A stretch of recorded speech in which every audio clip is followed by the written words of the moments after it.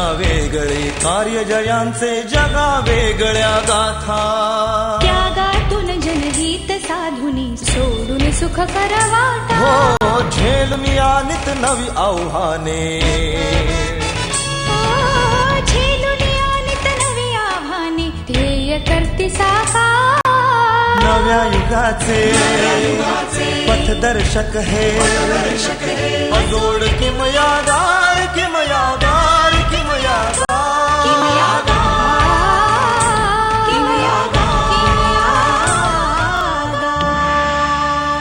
दीपस्तंभ कोणीतरी सुरुवातीला एक दीपस्तंभ म्हणून उभा झाला पाहिजे. त्याची प्रेरणा इतरांना मिळत असते. त्याच्यानंतर मग जसं एक दीप से जला दूसरा और दूसरा से अनेक, अनेक दीप जळायचे असतील तर पहिला एक दीप कोणाला तरी जळावा लागतो. आपल्या सर्वस्वाची आहुती देत अनेक वादळे आणि झंझावातांना सामोरं जात प्रामुख्यानं पाणलोट विकास आणि मृदसंधारण या कार्यक्रमांबरोबरच विविध योजना राबवून अनेकांना समृद्धीचा मार्ग दाखवणाऱ्या, देशोन्नतीसाठी जनजागरण, मूलभूत हक्कांसाठी उपोषण करणाऱ्या, पद्मश्री आणि पद्मभूषण असे दोन्ही सन्मान मिळवणाऱ्या एका अनोख्या दीपस्तंभाची, श्रीयुत अण्णा हजारेंची ही यशोगाथा. माझे आजोबा, वडिलांचे वडील ब्रिटिश सैन्यामध्ये जमादार होते आणि त्यांचं नेमणूक भिंगार कॅन्टोन्मेंट बोर्डामध्ये झालेली होती. त्यामुळं आमचं वडील चुलते सर्व भिंगारलाच वास्तव्याला होते आणि माझा जन्म भिंगारमध्येच त्या कॅन्टोन्मेंट बोर्डाच्या त्या एरियामध्ये 15 जून 1938 साली झाला. घरामध्ये पहिलंच अपत्य. खूप लोकांनी लाड केले माझे. लहानपणी असताना मला आठवतं ते कृष्णाचा फोटो असणारे, जरीची टोपी, पायात तोडे, कमरेला साखळी, हे त्यावेळेचे अलंकार. खूप लाड केले लोकांनी. पण आज मी माझ्या आयुष्यात थोडंसं काही करू शकलो ते माझ्या आईचे संस्कार. आईचे संस्कार माझ्यावर जे झाले ते मला कधी विसरता येणार नाहीत. आजोबांच्या मृत्यूनंतर शेती असल्यामुळे हजारे कुटुंबीय राळेगण शिंदी या आपल्या मूळ गावी परत. आणि योगायोग असा, दुर्दैव म्हणा, की हे शेतीवरती आले आणि 2 वर्ष दुष्काळ पडला आणि त्यामुळं खूप नुकसान झालं. आर्थिक परिस्थिती त्यांची खालावली. माझे मामा होते, त्यांनी मला मुंबईला शिक्षणासाठी नेलं आणि मुंबईमध्ये माझं शिक्षण 7वी पर्यंत झालं. आणि तिथे मला अन्याय अत्याचाराची फार मोठी चीड होती. हे जे चाळीमध्ये राहणारे रहिवासी गुंड लोक, त्यांच्यावरती गुंडगिरी करायचे आणि त्या खोल्या खाली करायला सांगायचे आणि दुसऱ्यांना त्या पैसे घेऊन द्यायचे. अशा गुंडांशी तिथे आम्ही लढलो. त्याला आळा घातला. फुटपाथवरती भाजीपाला विकणारा महिला, फळं विकणाऱ्या महिला, हे पोलीस लोक हप्ते घ्यायचे. मी अनेक वेळेला त्यांना सांगितलं, गरिबांना का त्रास देतात. परिणाम झाला नाही. एक दिवस त्या फळ विक्रेत्याने पोलिसाला हप्ता दिला नाही म्हणून चक्क त्याचं गचंड धरलं, त्याला मारहाण केली. हे मला कळलं. मी गेलो त्या पोलिसाला, ज्यावेळेला सांगितलं की तुम्ही का त्यांना त्रास देता, तो माझ्यावरती गुरगुर करायला लागला. त्याच्या हातातली काठी घेतली आणि त्या पोलिसालाच मी झोडून काढलं. आजही वाईट प्रवृत्तींच्या विरोधात अनेक आंदोलनं करणाऱ्या, अन्याय अत्याचाराची चीड आणि जाज्वल्य राष्ट्रप्रेम असणाऱ्या अण्णांना एक संधी चालून आली. आणि अशा प्रकारे मुंबईमध्ये हे जीवन व्यतीत करताना 1962 चीन भारताचं युद्ध झालं. फार मोठी हानी झाली आमची. आणि भारत सरकारने आव्हान केलं तरुणांना की स्थलसेना, वायुसेना, जलसेनामध्ये तरुणांची गरज आहे देशाच्या रक्षणासाठी. माझ्या जीवनातल्या नसानसात तो राष्ट्रभाव, तो समाजभाव माझ्या जीवनात रुजलेला होता. आणि म्हणून माझी उंची छाती वजन काही नसताना मी एम्प्लॉयमेंट ऑफिसमध्ये गेलो भरती होण्यासाठी. आणि काही माझं नियमात बसत नसताना एमर्जन्सी असल्यामुळं माझं सिलेक्शन झालं. 2 महिने मला ट्रेनिंग मिळालं मुंबई मोटर ट्रेनिंग स्कूल. आणि तिथून आम्ही औरंगाबादला गेलो. औरंगाबादमध्ये बेसिक ट्रेनिंग झालं 1.5 वर्षाचं. आणि मग आम्ही गेलो पंजाबमध्ये. मग पंजाब, आसाम, नागालँड, जम्मू काश्मीर, लेह लडाख अशा भारताचा अनेक बॉर्डरचा एरिया गेल्या 12 वर्ष मी फिरत राहिलो. आणि एक दिवस माझ्यासमोर असा प्रश्न उभा राहिला, अरे काय चक्र आहे सगळ्या जगाचं? ही माणसं का जगतात? प्रत्येक जण पळतोय पळतोय पळतोय पळतोय. पहाटे 4ला उठतोय, रात्री 10 वाजेपर्यंत धावपळ करतोय. आणखी थोडं, आणखी थोडं, आणखी थोडं, आणखी थोडं, आणखी थोडं. चौघांच्या खांद्यावर जाईपर्यंत कोणीच थांबत नाही. मग का जगतात ही माणसं? प्रश्न उभा राहिला. सारखा विचार करत बसलो, काय चक्र आहे सगळ्या जगाचं? जन्माला येताना काही आणत नाही, जाताना काय घेऊन जात नाही. 1000 वर्ष माझं माझं म्हणत राहतो आणि माझं काहीच नाही. काही काही माणसं तर माझं माझं म्हणूनही राहत नाहीत. माझं ते माझं, पण तुझं ते माझंच, अशी प्रवृत्ती वाढली. आणि हाताशी पावत्र काहीच नाही. अनेकांना प्रश्न करायला लागलो, उत्तर मिळेना. एक दिवस बसलो आणि ठरवलं आत्महत्या करायची. आणि योगायोग असा, दिल्लीच्या स्टेशनवरती बुक स्टॉलवरती स्वामी विवेकानंदांचं एक चित्र आकर्षक वाटलं. एक पुस्तक खरेदी केलं, वाचत बसलो. जीवनाचा अर्थ समजला. आणखी वाचत गेलो विवेकानंद. तो जीवनाचं कोडं उलगडत गेलं. काय कळलं? एकच गोष्ट कळली की प्रत्येक मानवाला जीवन मिळालंय ते सेवेसाठी मिळालेलं आहे. सेवा. काय लाभ आहे सेवेतून? आत्म्याचं कल्याण, जीवनाचं सार्थक. आणि सेवेतूनच मिळतो आनंद माणसांना. हे मला कळलं विवेकानंदांच्या पुस्तकातून. गाव एक मंदिर आहे, राष्ट्र एक मंदिर आहे, जनता ही सर्वेश्वर आहे. आणि त्या जनतेची सेवा हीच खरी पूजा आहे. हे मला कळलं विवेकानंदांच्या पुस्तकातून. आणि त्याच वेळेला 1965 भारत आणि पाकिस्तानचं युद्ध झालं. आणि खेमकरांच्या सीमेवरती मी असताना आमच्यावरती दुश्मनांचे हवाई हमले झाले. सायबर जेट विमानाने आमच्यावरती हल्ले चढवले. आणि माझ्याबरोबरचे सर्व माझे सहकारी शहीद झाले. मीच वाचलो. इथे कपाळावरती तुकडा उडून लागला गोळीचा. आणि मी पाहिलं, अरे माझे सर्व सहकारी गेले आणि मीच वाचलोय. ईश्वराची काहीतरी इच्छा आहे.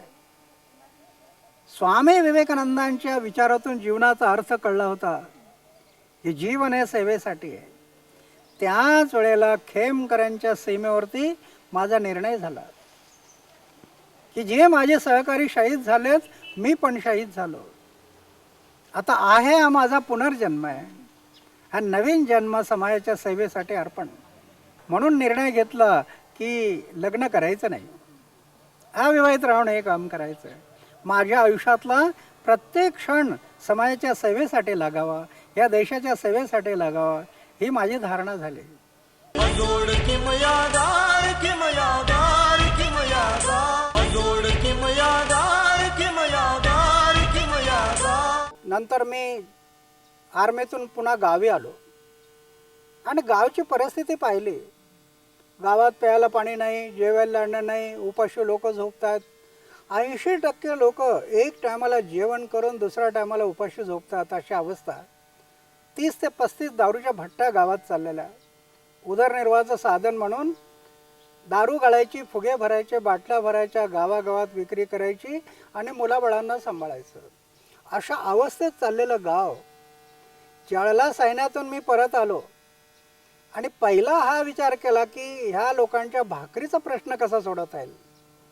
आणि म्हणून पावसाचा थेंब ना थेंब अडवला, भूगर्भात जिरवला, पाण्याची पातळी वाढवली, 48 नाला बांडिंग केल्या, 16 गॅबियन बंधारे बांधले, 5 सिमेंट बंधारे बांधले, फॉरेस्ट फॉडर 400 एकरावर डेव्हलप केलं आणि सर्व पावसाचं पाण्याचा थेंब ना थेंब अडवलं. त्या पाण्याबरोबर वाहणारी माती अडवली आणि आज तुम्ही पाहू शकता की ज्या गावात 300 एकर जमिनीला एका पिकाला पाणी मिळत नव्हतं, आज 1,500 एकर जमिनीला 2 पिकाला पाणी मिळायला लागलं. ह्या विकासाची त्रिसूत्री होती सरकारी योजना, गावकऱ्यांचा सहभाग आणि बँकांचं वित्त सहाय्य. अण्णांनी अनेक अडचणींना तोंड देत आणि पाठपुरावा करून सरकारी योजना गावात आणल्या. प्रबोधनातून आणि स्वआचरणातून गावकऱ्यांना प्रेरित केलं. प्रसंगी तुटपुंजा सरकारी अनुदानाच्या तिप्पट पैसे आणि श्रमदान करून गावकऱ्यांनीही अनेक बांधारे बांधले. मोकाट गुरचराईवरती बंदी करत गवत आणि वृक्ष संवर्धन केलं आणि राळेगण सिद्धीचा कायापालट झाला. मी मूळ सुरुवातीपासून शेती व्यवसाय करतो. तर पहिली जी शेती करत होतो, तर ते पहिली शेती करताना पाऊस वेळेवर पडत नसल्यामुळं पीक काय पूर्ण येत नव्हते. पहिले सगळी जरायत शेती होती. तर नंतर अण्णांनी वजवज डेव्हलपमेंट केली. व पाणी अडवा पाणी जोरवा, लिफ्ट बनवलं कॅनेलवरून. तर त्याच्यामुळं आमची शेतीला फायदा झाला. व मी पहिलं जी जरायत शेतीमध्ये ज्वारीचं पीक घेत होतो, तो आज त्या ठिकाणी कांदा ऊस असे पिकं घ्यायला लागलो. त्याच्यामुळं जे 10% उत्पन्न जे निघत होतं ते आज जवळजवळ 60-70% गेलं. त्याच्यामुळं पूर्ण फायदा झाला शेती व्यवसायामध्ये आम्हाला. तर माझ्यासारखे अजून लिफ्टवर साधारण 150 ते 200 कुटुंब आज इतके म्हणजे चांगले झाले शेतीमुळे, त्या लिफ्टच्या फायद्यामुळे. त्याच्यामुळे त्यांचंही बी चांगलं शेती व्यवसाय सुरू झाला. त्यांनी काहींचे ऊस आहेत, काहींचा कांदा आहे, काहींची केळी आहेत, अशी पिकं ती घेऊ लागली. त्याच्यामुळं कॅनेलचं पाणी आल्यानंतर त्याच्यामुळे फायदा झाला आम्हाला चांगला. आपल्या गावातच हाताला काम पोटाला भाकरी मिळाली तर कशाला ग्रामीण शेतकरी शहरात जाईल. मी गेली 30 वर्ष अण्णांच्या सानिध्यात काम करतोय. माझं शिक्षण BA इकॉनॉमिक्स 1976 मध्ये अहमदनगर कॉलेजवरून पूर्ण केलं. आल्यानंतर गावामध्ये नुकतंच अण्णांचं काम सुरू झालं होतं. आपल्यापासून बदल कसा करता येईल हा विचार केला. मला 2 मुलं. एक माझा मुलगा 12वी शिकल्यानंतर मी त्याला नोकरी धंद्यासाठी बाहेरगावी पाठवण्याचा कधीच विचार केला नाही. आज दोघाही मुलांनी, एका मुलाने 5 एकरावर संत्रा, मोसंबी, चिकू अशा फळबागा उभारल्यात. अपेक्षित उत्पन्न साधारण वर्षाला 4 लाख रुपये मला त्या ह्याच्यातून मिळायला लागले. आणि दुसरा मुलगा जो डेअरी विभाग चालवतो, तर त्याने 2 गायी सुरुवातीला आणि 2च्या 4 आज 18 जर्सी गायी माझ्याकडे आहेत. दररोज 1.25 लिटर दूध मी संकलनासाठी बाहेरगावी पाठवतो. हा जो विकास झाला, हा विकास हा अण्णांच्या प्रेरणेतून, कारण शहराकडे जाणाऱ्या माणसांचा लोंढा कसा रोखता येईल, हाताला रोजगार गावातच कसा उपलब्ध करता येईल, या विचारातून स्वतः होऊन मी हा निर्णय घेतला आणि त्यामध्ये आज यशस्वी झाल्याचं मुलांकडूनही आणि माझ्याकडूनही समाधान मला मिळत आहे. आणि आज जो राळेगण सिद्धीमध्ये बदल झाला त्याला कारण म्हणजे अण्णांची ती प्रेरणा आणि ग्रामीण विकासाचा दिलेला आम्हा तरुणांना मंत्र. पर्यावरण आणि शेतीविषयक अशा कामांपाठोपाठ अण्णांनी आपला मोर्चा वळवला तो विविध सामाजिक कामांकडे. गावामध्ये 4थीपर्यंत शिक्षणाची सोय होती आणि गावातील मुलांना बाहेर जाऊन शिकणं अशक्य होतं. म्हणून अण्णांनी कार्य सुरू केल्यानंतर 1980 मध्ये माध्यमिक शाळा सुरू केली. 5वी ते 10वी ॲट ए टाईम 6 वर्ग सुरू केले आणि शासनाला मान्यता मागितली. शासन मान्यता देत नव्हतं. शेवटी जीवनातलं पहिलं उपोषण शाळेच्या मान्यतेसाठी अण्णांनी केलं. शाळेला मान्यता मिळाली. या विद्यालयाची स्थापना सन 1980ला झाली. अण्णांनी गावचा विकास करताना जे एक सूत्र आपल्यासमोर ठेवलेलं होतं की नगरेची रचावे, जलाशयी निर्मावे, महावने लावावी नानाविध, त्याप्रमाणे अण्णांनी ही शाळा सुरू होण्यापूर्वी आमच्या शिक्षकांसमोर एक सूत्र ठेवलेलं होतं की या कोवळ्या कळ्या माझी लपले ज्ञानेश्वर रवींद्र शिवाजी, विकसता प्रकटीतील समाजी शेकडो महापुरुष. आणि हे एक सूत्र घेऊन या शाळेमध्ये आम्ही काम करत आहोत. इथली शिक्षक भरती करताना वशिला, ओळख, पैसा ह्या भानगडी अण्णांनी पाहिल्या नाहीत, फक्त मेरिटचे शिक्षक आपण केले. आपली जी गुरुकुल पद्धती आहे की जी गुरुकुल पद्धती तिच्यातच फक्त माणूस घडवण्याचं सामर्थ्य आहे आणि बाकी सगळ्या पद्धती बाजूला ठेवून गुरुकुल पद्धतीने शिक्षण सुरू केलं. गावच्या विकासाची ज्याप्रमाणे पंचसूत्री असते त्याप्रमाणे विद्यालयामध्येही एक पंचसूत्री तयार केलेली आहे. त्याच्यामध्ये बलसंस्कार, श्रमसंस्कार, शील संवर्धन, देशप्रेम आणि प्रज्ञा विकास अशी ती पंचसूत्री आहे. आणि त्या पंचसूत्रीमध्ये विविध प्रकारच्या कार्यक्रमाचं नियोजन त्या ठिकाणी केलेलं आहे. कारण आपण पाहतो की आज प्रत्येक क्षेत्रामध्ये स्पर्धा आपल्याला पाहायला मिळते आणि ग्रामीण भागातले विद्यार्थी त्या स्पर्धेमध्ये उतरतीलच असं नाही. म्हणून सुरुवातीपासून आम्ही बलसंवर्धन या गोष्टीला जास्त महत्त्व दिलेलं आहे. विद्यालयामध्ये खेळाच्या 2 तासिका त्याच्यासाठी राखून ठेवलेल्या आहेत. रोज सकाळी विद्यार्थ्यांकडून 1 तास सर्वांग सुंदर व्यायाम करून घेतला जातो, जेणेकरून विद्यार्थ्यांची शरीर यष्टी मजबूत होण्यास मदत होते. आणि त्याच्यामुळं एक फायदा असा झाला की या गावातले सुमारे 2000 लोकवस्तीचं गाव आहे, परंतु 250 विद्यार्थी आज देश रक्षणासाठी सीमेवर तैनात आहेत. 250 विद्यार्थी शिक्षक झालेले आहेत, काही उद्योगधंद्यामध्ये आहेत, काही डॉक्टर आहेत, इंजिनियर आहेत आणि काही आदर्श पद्धतीने आपली शेतीमध्ये सुद्धा काम करत आहेत. आज मितीला या शाळेत 850 विद्यार्थी शिक्षण घेत आहेत, तर 350 विद्यार्थी वसतिगृहाचा लाभ घेत आहेत. अण्णांनी इथेच न थांबता एक अभिनव उपक्रम सुरू केला, तो नापास विद्यार्थ्यांसाठी शाळा काढत. आपण पाहतो की बालवाडीमध्ये प्रवेश देताना सुद्धा पालकांच्या मुलाखती घेतले जातात. मग हे जे नापास झालेले विद्यार्थी असतात त्यांची कारणं वेगवेगळी असतात. सुरुवातीला प्रवेश देताना पालकाकडून आम्ही ते कारण जाणून घेतो की तुम्ही या ठिकाणी त्याला का टाकता. मग पालक त्याच्यामध्ये लिहितात की हा व्यसनाच्या अधीन झालेला आहे, घरातलं वातावरण बरोबर नाही, परिसर बरोबर नाही आहे. मग अशा विद्यार्थ्यांना ज्यांची खरी अडचण आहे अशा विद्यार्थ्यांना प्रवेश देऊन त्यांच्यावर योग्य प्रकारे संस्कार करून एक आदर्श नागरिक ते कसे होतील या दृष्टीनं या विद्यालयात पाहिलं जातं. पास झालेल्या मुलांना प्रवेश नाही, जो गुंडागर्दी करतो आणि जो नापास आहे त्याला प्रवेश. 3 वेळेला जो नापास आहे त्याला पहिलं प्राधान्य ॲडमिशनला. 3 वेळेला नापास पहिलं प्राधान्य, मग 2 वेळेला नापास, मग एक वेळेला नापास. अशा मुलांना प्रवेश देऊन 10वीचा रिझल्ट आहे 100% आणि मेरिट 80%च्या पुढे आहे. 2 मुलं आमची MBBS मध्ये आले मेरिटमध्ये, याशे उन्हाळ मुलं. चांगल्याला चांगलं करणं काय वैशिष्ट्य आहे, जी व्हायला गेली ती सुधारली पाहिजे आणि म्हणून अशा प्रकारची शाळा सुरू केली. 2 वर्षापूर्वी जेव्हा आमच्या वसतिगृहातले माजी विद्यार्थी त्यांच्याकडे आम्ही गेलो होतो की इमारत बांधल्यानंतर त्याला प्लॅस्टर नव्हतं आणि त्या विद्यार्थ्यांनी काहीतरी मदत करावी म्हणून आम्ही त्यांच्याकडे गेल्यानंतर तिथल्या पालकांनी जे आम्हाला सांगितलं की सर, हा जो विद्यार्थी तुमच्या शाळेमध्ये शिकला, तुमच्या वसतिगृहामध्ये राहिला, त्याचा फायदा असा झाला की आज तो त्याच्या क्षेत्रामध्ये एक आदर्श नागरिक आणि उत्तम प्रकारे तो त्याचा व्यवसाय करतोय. हे जे झालं हे आमच्या दृष्टीनं फार फायद्याचं झालं, कारण ही विद्यार्थी जे आहेत, ही जी मुलं आहेत, हीच खरी आमची आजची टिकाऊ संपत्ती आहे. तर अण्णांचं मार्गदर्शन नेहमी स्वतः केले आणि मग लोकांना सांगितले अशा पद्धतीचं असतं. अण्णा जे जे करतात ते कृतीतून करतात, कृतीतून लोक त्याचं अनुकरण करतात. शिक्षकांनी त्यांच्या कृतीतून तत्त्वज्ञानाचं अनुकरण केलं. खेड्यातल्या मुलांना ट्युशन मिळत नाहीत, आम्ही तर नापास मुलांना इथं प्रवेश देतो. मग नापास झालेल्या मुलांना उजळणी 12खडीपासून 5वीला येत नव्हतं, मग त्यांच्यासाठी बिन पैशाच्या ट्युशन्स शिक्षकांनी घेतल्या. प्रॅक्टिकल, जादा तास, अशा तऱ्हेने सकाळी 8:30 ते 9:30 पूर्ण पट आणि अख्खा स्टाफ शाळेत असतो आणि 1 तास विनावेतन जादा काम त्या ठिकाणी केलं जातं. 11 ते 5 ज्याचा पगार सरकार देतं त्याप्रमाणे शिक्षक काम करतात. शाळा सुटल्यानंतर 1 तास मुलगा असो, मुलगी असो की शिक्षक असो, क्रीडांगणावर कंपल्सरी त्यांनी खेळलं पाहिजे. गावात प्रवेश करायला लागलो की दुतर्फा छान झाडांच्या रांगा दिसतात. इथले डोंगरही मोठाल्या वृक्षांनी भरलेले दिसतात.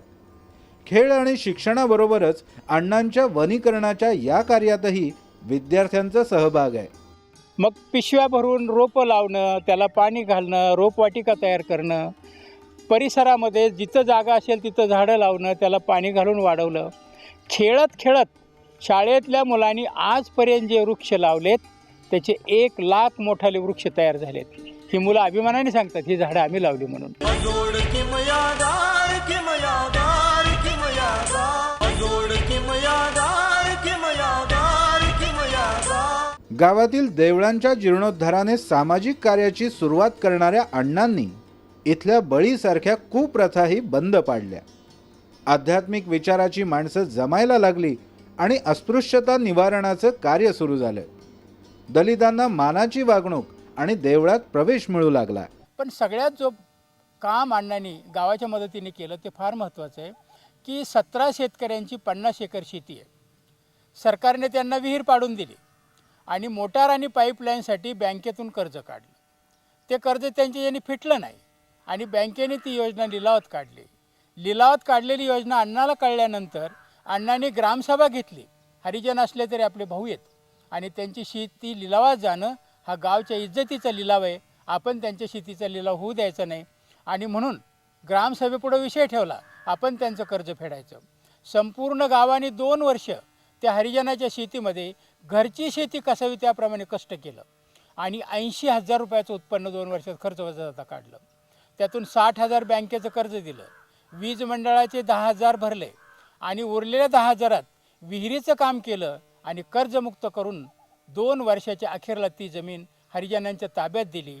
हा अजूनही महाराष्ट्रात काही ठिकाणी खैरलांजीसारखी प्रकरणं घडत असताना राळेगणमध्ये एक गाव एकत्र येतं, अण्णाच्या मार्गदर्शनाखाली कर्जमुक्त करतं आणि समाजाचा एक अविभाज्य घटक म्हणून त्यांचा स्वीकार करतो. हा राळेगण सिद्धीमधला चमत्कार आहे की जो अण्णांनी त्यांच्या उदाहरणाने घडून दिलेला आहे. बैल पोळ्याचा मानाचा बैल कोणाचा निघायचा विषयातून पाटलांच्या मारामाऱ्या, सण कोणाचा बैलांचा, मारामाऱ्या कोणाच्या ह्या बैलांच्या. पाटलांच्या मारामाऱ्या मानपाण्यासाठी आज तुम्ही पाहू शकता 13 वर्ष झाले. 13 वर्ष दलितांचा बैल पहिला निघतो मग पाटलांचे बैल निघतात. माणूस बदलतो आहे. म्हणून गांधीजी म्हणत होते देश बदलण्यासाठी तुम्हाला गाव बदलायचं, पण गाव बदलण्यासाठी गावातला माणूस बदलायचा आहे. तो माणूस बदलायचा असेल तर लिडरशिप शिवाय होणार नाही. लिडरशिप कोण? लिडरशिप शुद्ध आचार, शुद्ध विचार, निष्कलंक जीवन, त्याग आणि अपमान पचवण्याची शक्ती असणारी लिडरशिप. अपमान गिळावा लागतो लिडरशिपमध्ये. आता त्याची प्रेरणा घेऊन लोक वाटचाल करतील. अशा दृष्टीने आज देशभर अनेक राज्यात हे काम जे सुरू झालेलं आहे हे मला अत्यंत महत्त्वाचं वाटतं आणि याच्यातूनच उद्याचा भारत, बलशाली भारत उभा राहू शकेल. आज जे तरुण मुलं आहेत हे आमचं आशास्थान आहेत.